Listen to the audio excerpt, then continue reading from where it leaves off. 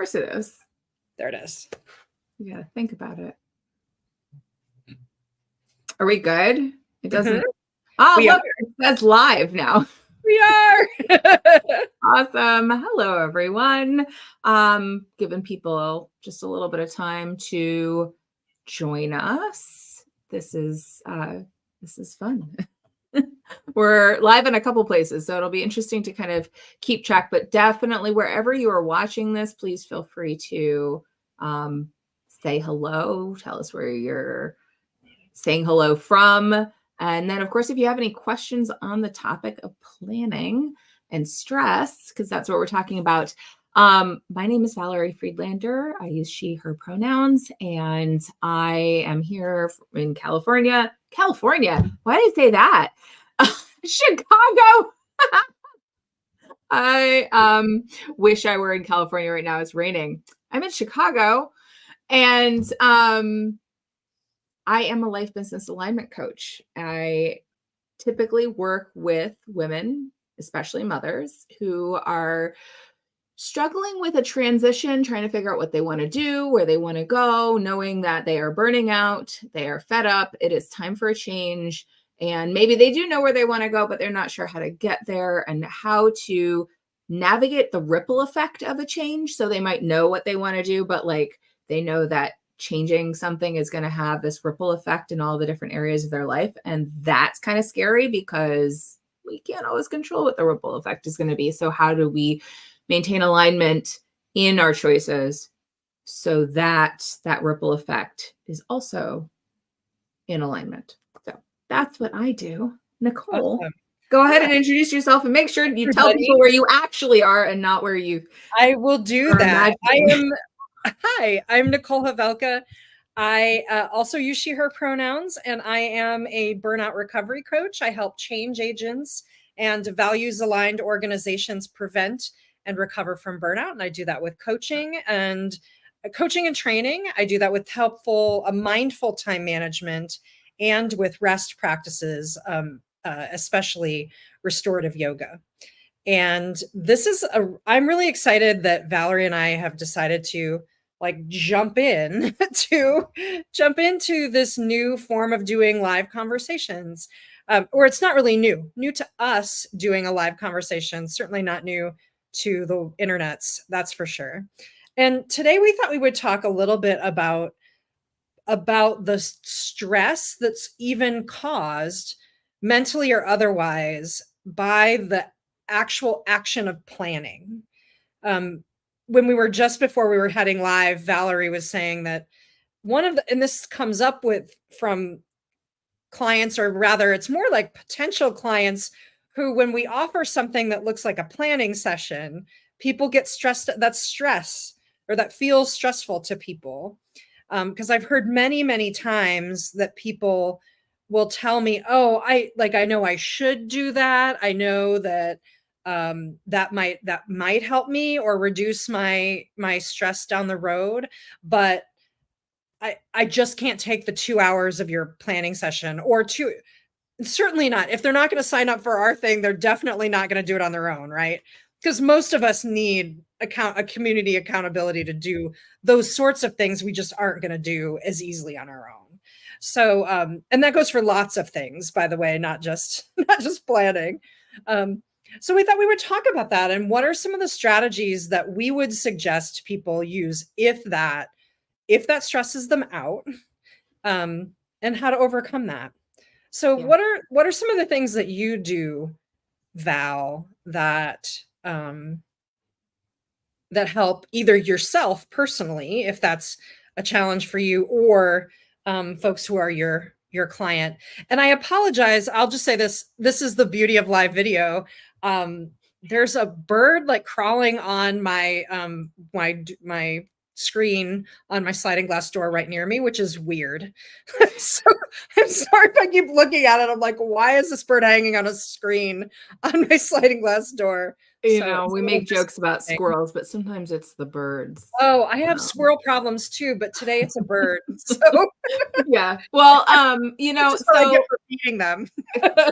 No, right. We can't actually feed the birds in Chicago. So I'm actually in the city, Yeah. We can't feed the birds because we'll attract the rats. Oh, yeah. That makes sense. So that's like a whole thing. I can put up a hummingbird feeder. That's about the best I can do because Oh, bird seed will bring rats into the yard, which yes, is they definitely do. not of interest. Right, So right. For yeah. sure. Anyway, Awesome. um Anyway, yeah, back to planning. I the planning. totally that So was so my fault. I apologize to well, all of the interwebs out there.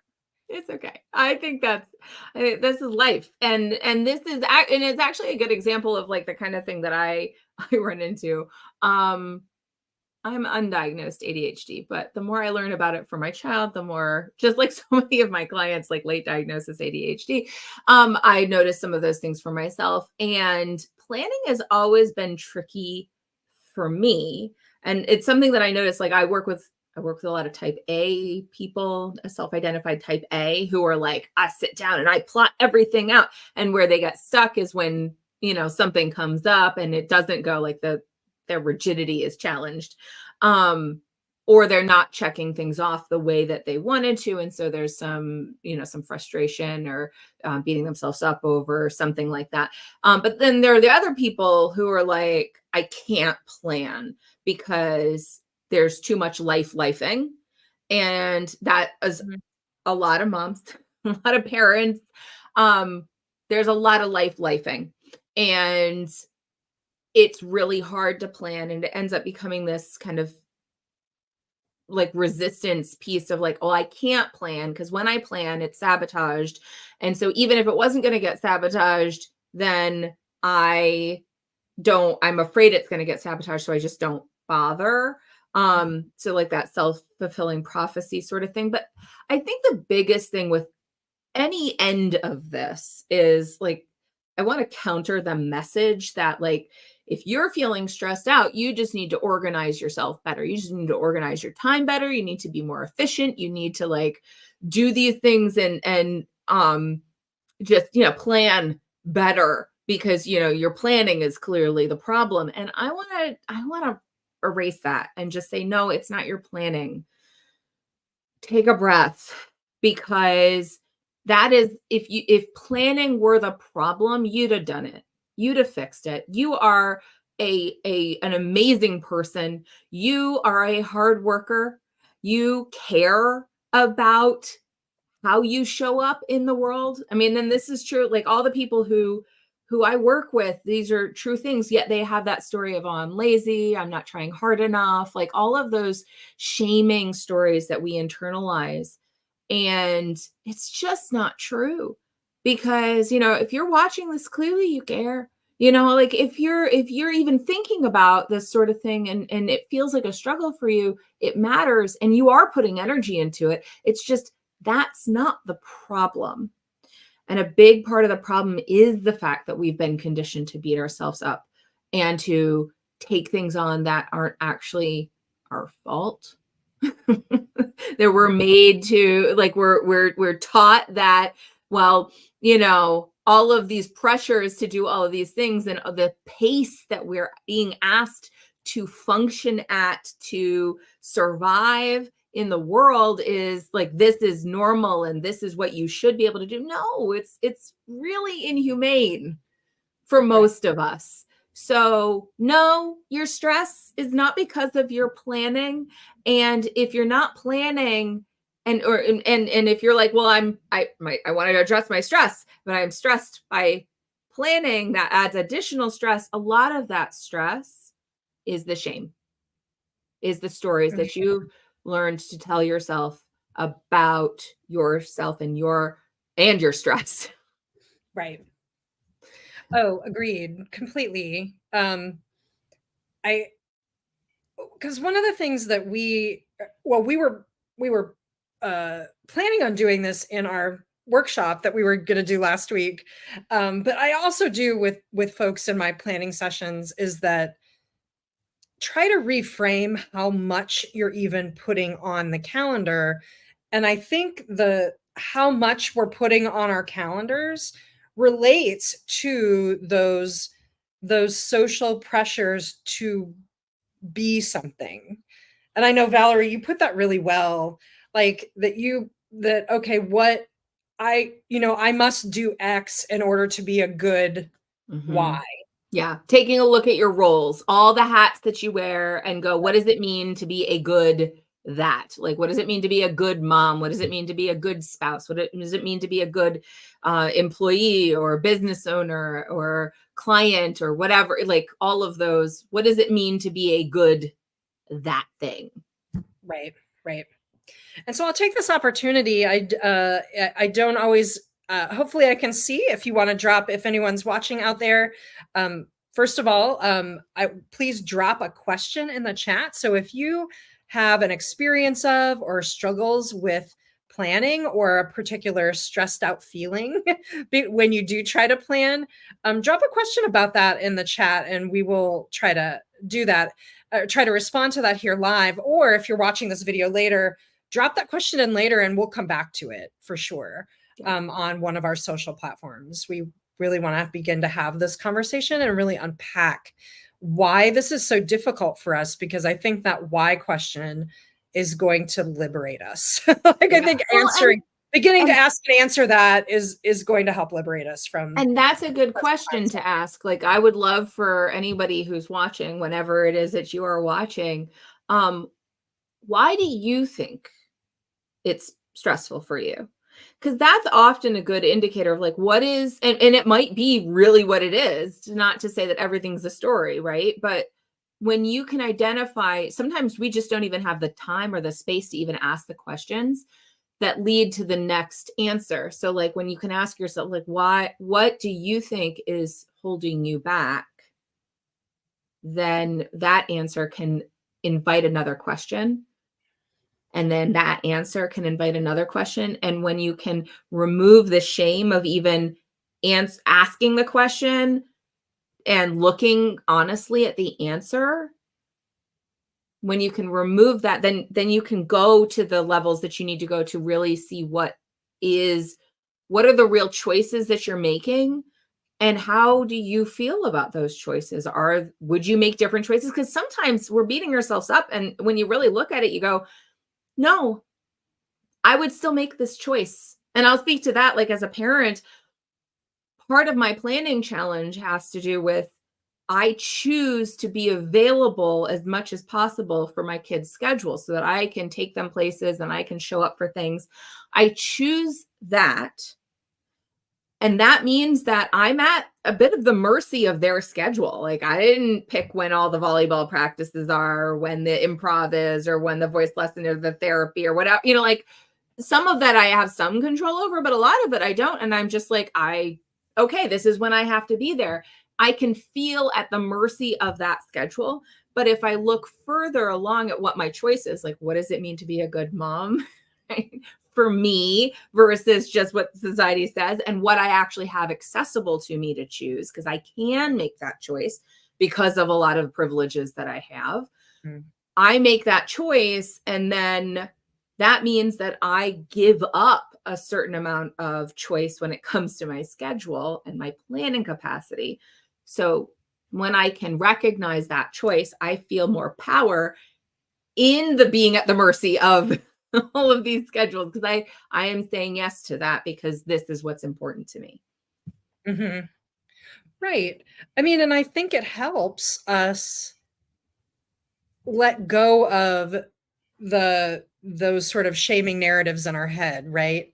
If we know that we're making choices that are the right ones and are aligned with our values and our priorities, like in your case, I'm prioritizing being available for my children. So that means I'm going to have to say no or be okay with getting less work for my business done in this season of life, right? Then that's okay. That's part of why I've designed my life the way I have been, and we can let go of that. I know. I also think this is a simpler thing. Let me just say, but it's what's popping into my head for whatever reason. I think we also don't give ourselves enough credit for what we do get done, because I know I am someone who like really plans and schedules my time out. Like, I'm clear most times, like this block of time I'm using for X, fill in the blank. I'm I'm going to use time to do this particular block of work. And I have some of those scheduled for like recurring things, like things I just do every week, right? And I realized that like most weeks at the end of the week, I was like, I didn't get anything done. But then if I go back, I'm like, but I did do those things. I taught my yoga class, which means I had to prep for the yoga class, which means that I uploaded the video and the recording and all of that. So there's all this stuff I did. So here's just a little hack is that I started making task lists for reoccurring things that I don't really need to be reminded of. But at the end of the week, I could check it off and be like, oh yeah, like I did like 20 things. I'm just not giving in the past, wasn't giving myself credit for it. Or the other thing that we tend to ignore that we do is like, oh, I spent time on housework or cleaning a closet or whatever, like picking up your kids, for example. Now, you may not put those on a task list, but like we can mentally review. I think another tip would be to mentally review your week. If you're stressed out, this isn't exactly stress about planning, by the way, but if you're just stressed out about like you feel like you're not doing enough, which I think is part of the stress of planning, like you're probably doing a lot of things. But if we start, and here's the other thing, if you start acknowledging what you are actually getting done, it puts you in a better position to start making different choices potentially. They're like, oh, I am doing all of these things, but are those the right things that I want to be doing? And that's right for you. That's not right by any external standard. That's like, what are the right ways for me to be spending my time? And maybe you're already spending your time on the right thing. You're just not acknowledging that those are the things you're actually needing to and wanting to get done, because I bet you're getting something done. Yeah. Acknowledging yourself, acknowledging what you do makes a big difference in your ability to actually assess your capacity, like your actual capacity, because so often we don't acknowledge ourselves. We don't acknowledge what we do. And particularly to those items that you mentioned, oftentimes they're the things that get labeled under invisible labor. Those are the things that we end up being invisible to ourselves. Like it's not just invisible labor to like everybody else. And usually I don't notice those things until like I've had it up to here. I'm like, you're not seeing this. But was I seeing that? Was I factoring that into for myself? Am I acknowledging what I do? Because that absolutely has an impact on my capacity. And it's not just what I do physically, it's also the emotional labor, the mental labor. The things that come easy for you might take less time and energy than the things that are harder for you. And we have this tendency to normalize, like this is what normal is, or everything should take X amount of time, or we all have this amount of time. And that's frankly not true. And when we can recognize that, like really be honest with ourselves and what our capacity is, then we can plan accordingly. Like, I have all of these things I want to do. When can I actually, like, is this reasonable? Is there a place that I can ask for help? Like, planning isn't just like what you're going to do. It's also about like, what are you going to like do, but what are you going to let go of? And I love that you have that as part of that process that we're looking at, is not just what are you going to do, but what are you going to let go of? Because that is just as important when it comes to planning, right, as what you actually what you're saying yes to is what you're saying no to. right. Yeah. And often, I mean, I think this may be a part of the planning stress too, or at least in the process of planning stress, because I know I've often encountered clients, or even sometimes in myself, I encounter this where it's like, oh, I'm saying no to this, and so this means I will never do it. And that's actually mostly not true. Like, I mean, I think there's some things we can legitimately let go of and never return to, right? That sometimes happens. Most of the time, it's just like, this is just not the thing I'm going to work on right now. I'm not going to focus my attention. In another season, like even 3 months from now, that might be a better choice for you, and not very long. So I think people are like, oh, I'm not like, really stressed out, like, oh, I'll never come back to it. It reminds me of that old myth that I think is stupid, that like, oh, if you don't go to college right out of high school, I hope we busted this myth now, you'll never go back. Because that is the biggest lie. How many people do you know go back to school, in fact, repeatedly through their lives? If that is something they really want to do, they'll go back. Like, in fact, and often is a more meaningful experience later because they're clearer about why they want to be there in the first place, rather than, oh, I'm just following in a rut of what people tell me I should be doing. Yeah. And in that case, spending a lot of money that you may not need to spend in order to um, get a degree that may not actually be useful to you later in Yeah. life. Yeah. But anyway, so it's akin to that. But like, setting it aside doesn't mean you'll never do it, or doesn't mean it's invaluable. It just means that that's not the thing that you need to do today. You can put that off into another time. And then the other thing I've encountered with people, again, this is sort of adjacent to that problem, is that when I invite them to think through all of the things that they have to do or could be doing, and of course people get really appropriately really overwhelmed by these lists sometimes, because you're like, this is crazy how much stuff is on the list, because we compartmentalize, we deal with like one thing at a time or so. And then when you see it all though on a page, you're like, holy crap, like, what am I doing to myself, right? um Run but away, run away. right, oh my God, what am I doing? And then if I invite people to say no, like we've just been discussing, I invite people to say no to some things, even if that means like putting it in a parking lot, setting it aside. People say, I don't have anything I can drop. And people get really overwhelmed at that point, because they're like, this is too much and I don't know what to drop.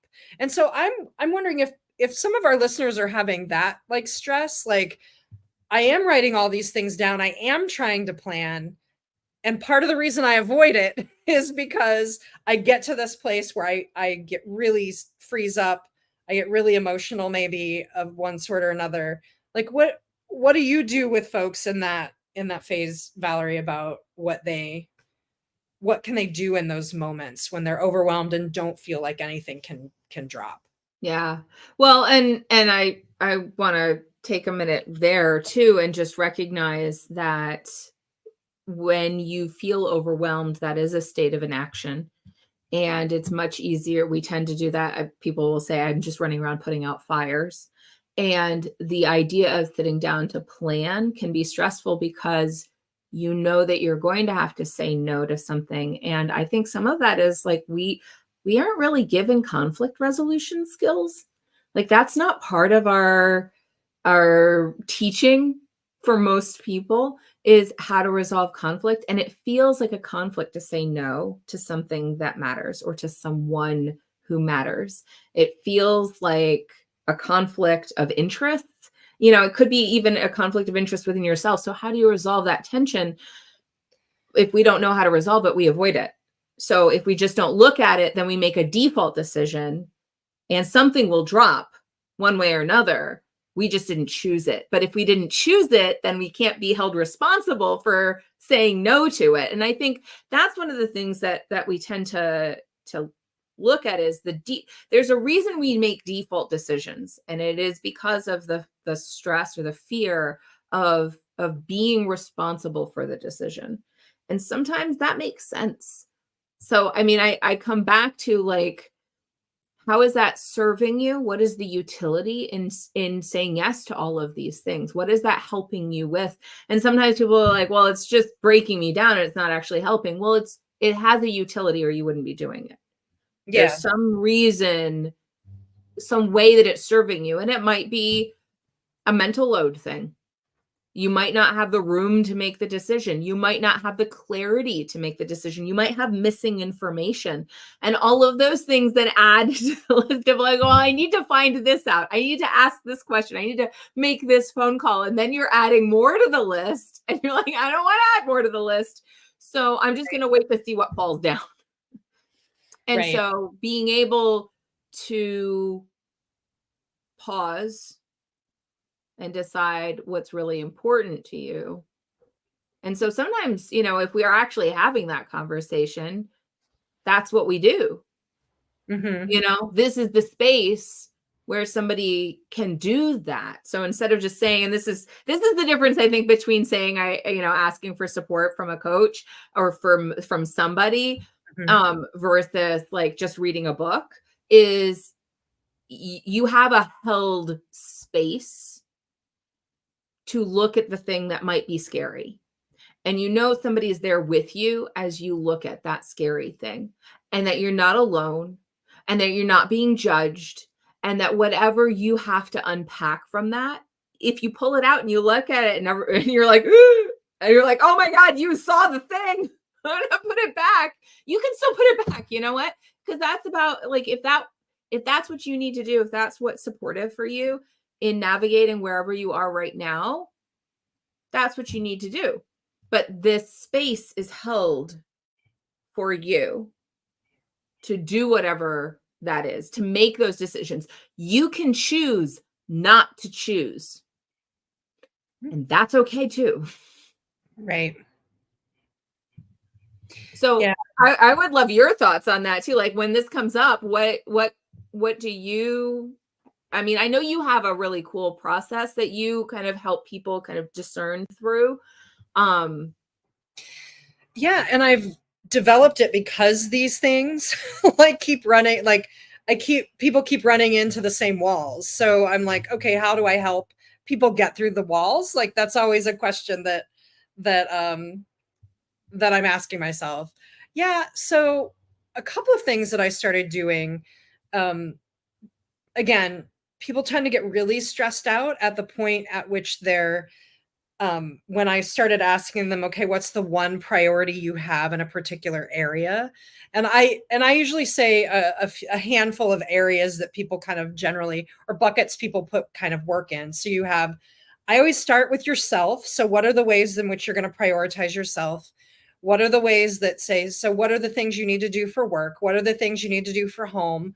What are the relationships or family things that you need to prioritize? Maybe you have volunteer things that you prioritize, and then it can be any number of other buckets that you might put those things in. So what are the things you're going to prioritize? People often get really wiggy about saying just one thing.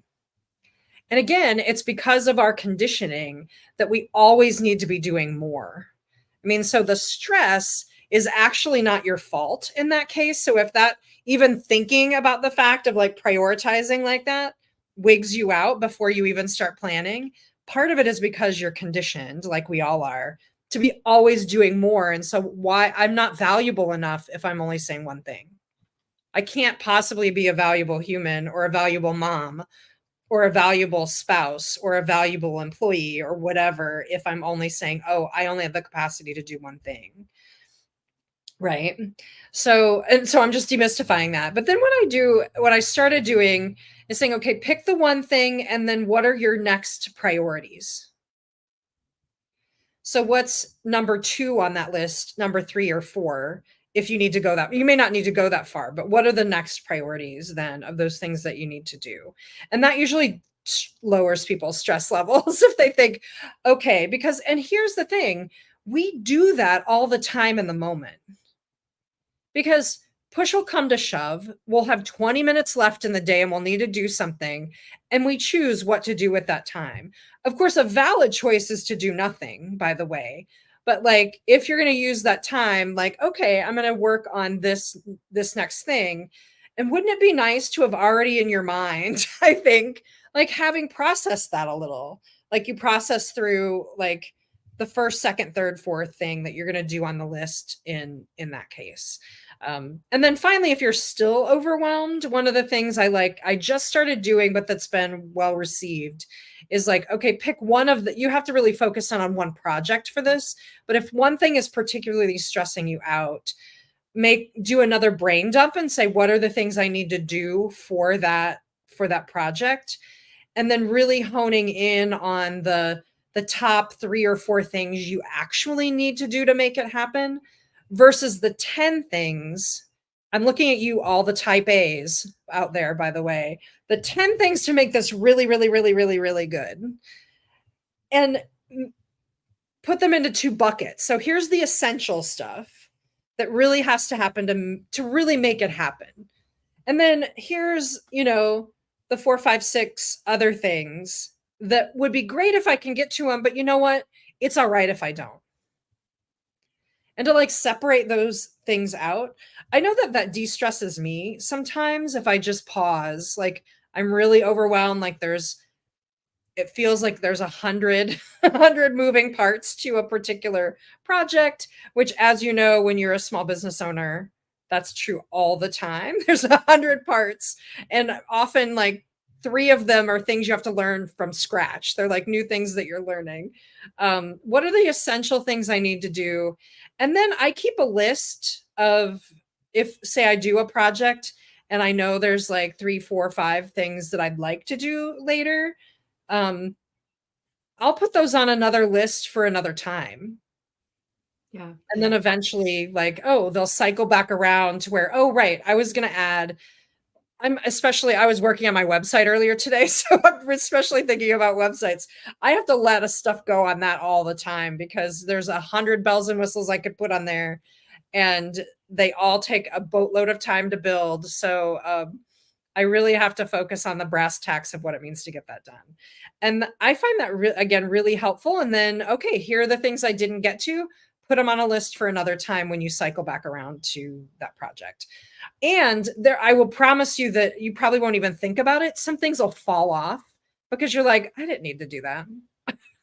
Yeah. So that's sort of the process that I go through. Although I'm still curious. And again, this is one of the first times Valerie and I are going live together. So if you all stumble across this conversation later and you want to drop in the chat, or if you're out there right now and I'm just not seeing you, which is possible, like drop in the chat, like what are the things that really prevent you from doing it? Is it the tyranny of the urgent? Like there's always something that feels more urgent. Is it because you think planning's not for you? Or you've tried it and you're like, I fail at it, which I don't think that's a thing, but you felt like you failed at it, or someone made you feel like you failed at it, which is really yucky. I'm sorry if that happened. So yeah. Or just the, again, the stress of planning. A lot of times it's rooted in other things. It's rooted in, so like notice even what happens when you do have a plan, because this is a place where I'll notice the shame spiral happening is when you make a plan and it doesn't work. A lot of times we've been conditioned to punish ourselves, right? That's the idea that if we beat ourselves up, we'll do better. And this is very much a tactic that you see used with kids a lot. Like if, that basically using shame as a motivation tool.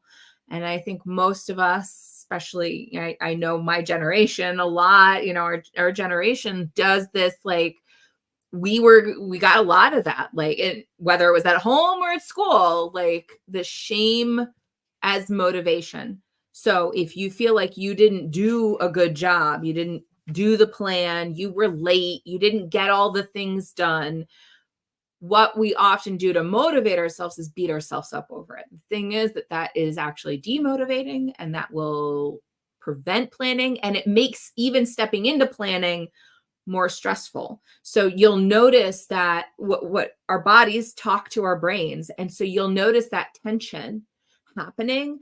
And you might not notice the tension happening, but the tension will happen and it tells us there's danger. And then we avoid.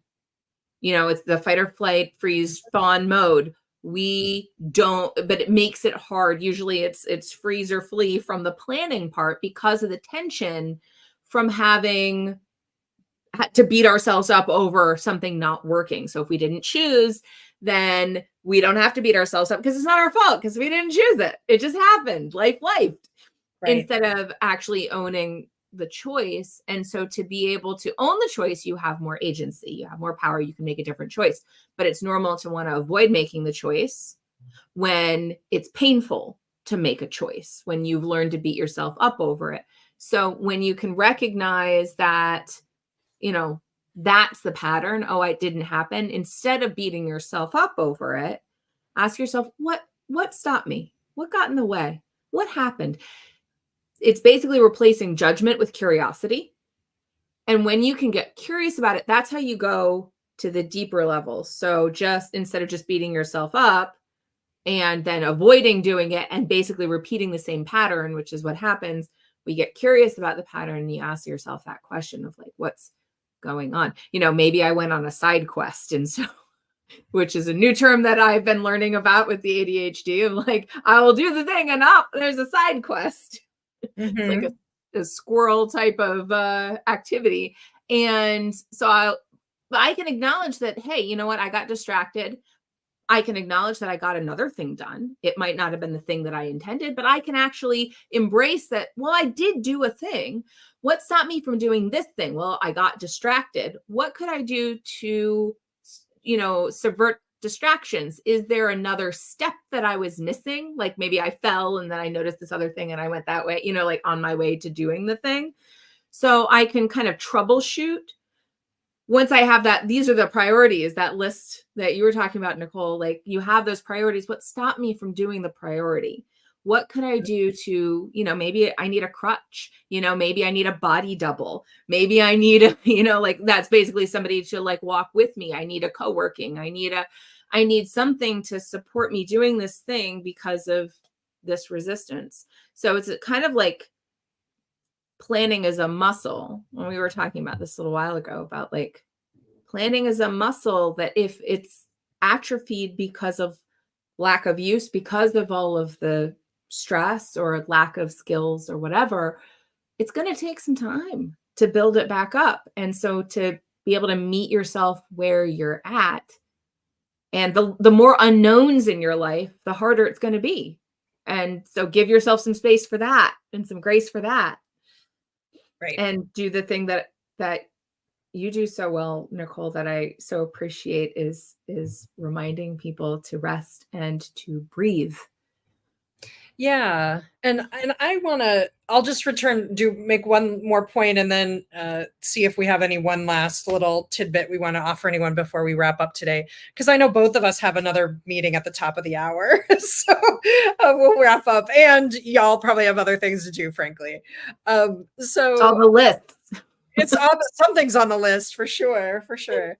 I'll just add to that. Like, I really appreciated what you were saying about like pausing and feeling in your body, like where is, and for me, like the practice that I've learned from, almost 20 years now of doing yoga, meditation, and other forms of mindfulness is that if I pause and I feel like what is the energy that's coming up. Some people notice energy better than they notice physical sensation, or what is the physical sensation that's coming up around whatever the stress is that you feel around planning. Like, feel into your body and notice what that is. We are very conditioned in our culture to ignore our body.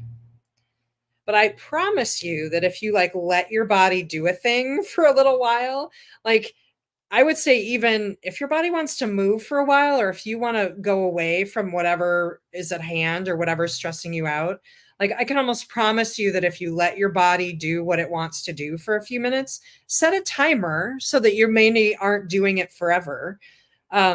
Okay, you get 5 minutes to move. You get 5 minutes to have a little dance party in your kitchen. You have whatever, that little short chunk of time. Or you're going to stare out the window at the weirdo birds that are outside your door, like I had a little bit ago. I'm just going to give myself a few minutes to stare, and then I'm going to come back to whatever it is. And that's useful whether you're stressed about planning or whatever. That's useful all day long, frankly. I had to really I was really having trouble getting focused today, and I was leading a co-working session even. I was leading a co-working sesh and still having trouble getting focused on the work that I wanted to. And I'm like, I need to just let myself stand up and move a little, even though this is not the official break time that I'm leading, right? But I'm off camera right now. I'm just going to walk around. I'm going to go to my kitchen. I'm going to put a couple things in a dishwasher, and then I'm going to come back. And it actually did eventually settle into doing work. Now, it wasn't as soon as I would have liked, but it definitely was It definitely happened. So yeah. Anything you want to add to our conversation before we wrap it up, Valerie? I think this has been great. I've enjoyed it. I hope the Yeah. people watching have enjoyed it, or who will watch have enjoyed Yeah. it. And I, to what you just said about, giving your body some space. I mean, the fact of the matter is we've been taught to ignore our body, but it's still talking to our brain and it's telling our subconscious things. And I can't tell you how many times I've had people like talk to me about wanting to feel more confident. And it's not actually confidence, it's that they feel attention that they interpret, well, if I'm confident, I'll feel relaxed. Not necessarily, Interesting. right? Right. I just had this conversation with somebody. And so, like, to actually Yeah, notice what your body is telling your brain, because it is, whether you're acknowledging it or not. And when you yeah, can notice that, then you can honor it, which will help you engage all the things so much better. for sure. So, I Yeah, mean, I I think love that. that's the biggest thing that I hope that everybody takes away, is just to give yourself room to meet yourself where you're at. For sure, for sure. And where can people find more about you? Well, where this streamed, I think is probably a good place to follow me. I have a podcast, and so that's a great place to learn more from me. And then, of course, my website, which is myname.com. You can learn about working with me. And how about you, Nicole? Yeah, well, you are on all of the socials where we're appearing right now. Like, follow, or subscribe to our channels, because this is the first time we're trying it. You might notice that we're like a little bumpy trying to figure out how to do this, but that means it'll only get better from here, friends. So like, follow, subscribe to any of these channels where you might be finding us. And then you can find more about me at not Nicole Havelka. I know my website, defythetrend.com. This is And like me being in California. I know, right? I know exactly what my website is, defythetrend.com. And I would specifically tell you to go to /community. That is where you'll see my burnout recovery coaching community, which includes group coaching, mindfulness classes like restorative yoga, and mindful and not judgy time management sessions, at least quarterly, sometimes often. And keep an eye out on all of these socials for more cool stuff that Valerie and I are going to do together.